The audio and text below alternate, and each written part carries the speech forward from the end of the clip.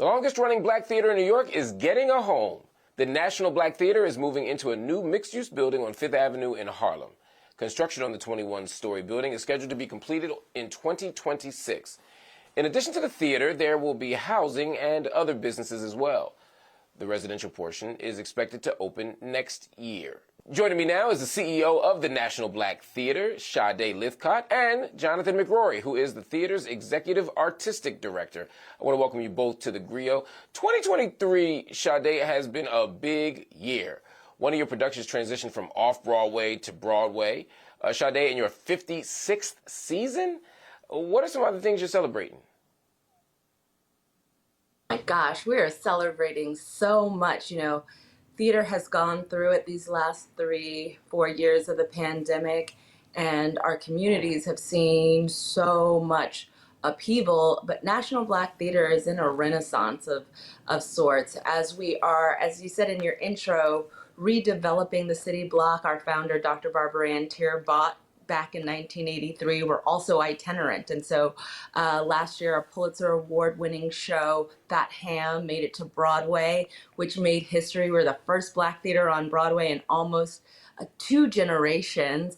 We were nominated for 5 Tony Awards for Fat Ham, and we're returning back to Broadway for our sophomore show, which is this beautiful revival of a hero to our community, Ossie Davis's Pearly Victorious, starring Leslie Odom Jr. and Carrie Young. So we're really excited about both what we're building in Harlem for our community and taking Black storytelling to the biggest platform in theater, which is Broadway.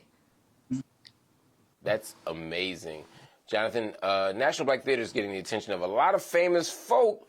Alicia Keys, Beyonce, how much of your work factors in getting those eyeballs on the organization? It's one thing for regular schlubs like me to go and support, but when you get the stars and the stars of stars, that's when you start making moves. Well, I mean, what I would just uplift is that the work is speaking for itself. The work is actually crafting a calling card to say those who want to go on the journey, those who want to be about Black liberation, about human transformation, about creating a destination for us to be not only just free, but liberated, for us to have our consciousness be liberated and not be yoked by capitalism. The work, the curation of the work is actually a drawing and attracting those individuals who have been seeking it, those individuals who are part of it, those individuals who are leading it, and those individuals who are investing in it.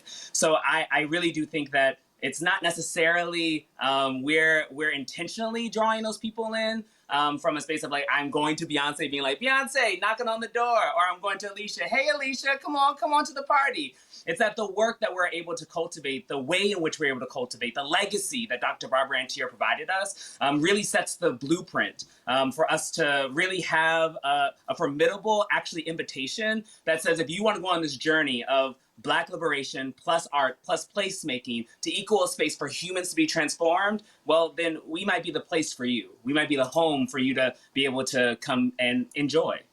We mentioned, Sade, the new building you're moving into, which will include housing, a community center, I believe.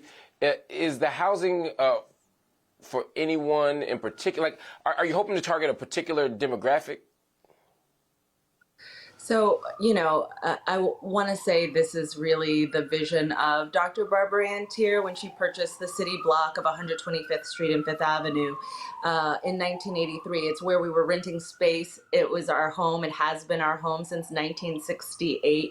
But her vision was always to create an ecosystem where Black artists can live, work, and serve.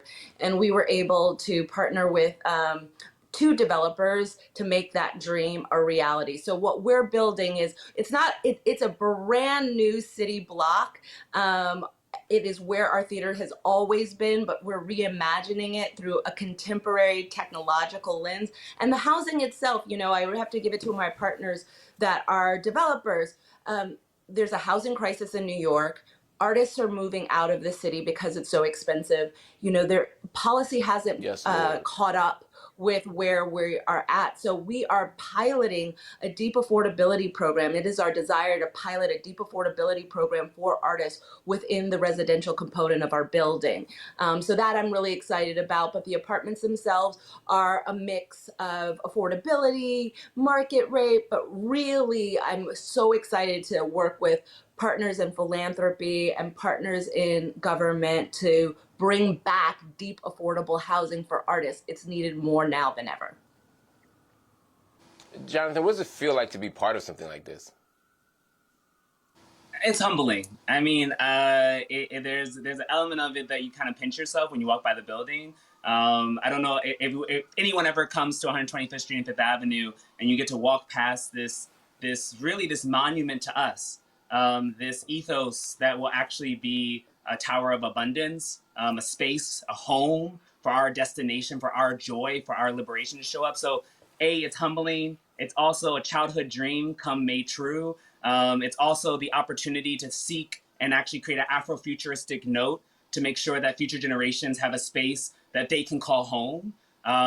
It's something that I didn't necessarily get to feel like I had growing up as a Black artist. Speaking of future generations, Sade, I mean, your mother founded this theater. You are continuing this legacy. It is amazing work. You're standing in a very extraordinary and beautiful tradition. And we're all grateful for the work that you're doing. Jonathan, we're grateful for your contributions as well. Both of you. National Black Theater thanks you for who you are and what you do. And I want to thank you for joining me here. Everybody, make sure you head over to nationalblacktheater.org to learn more about the upcoming season and all the ways you can support their mission.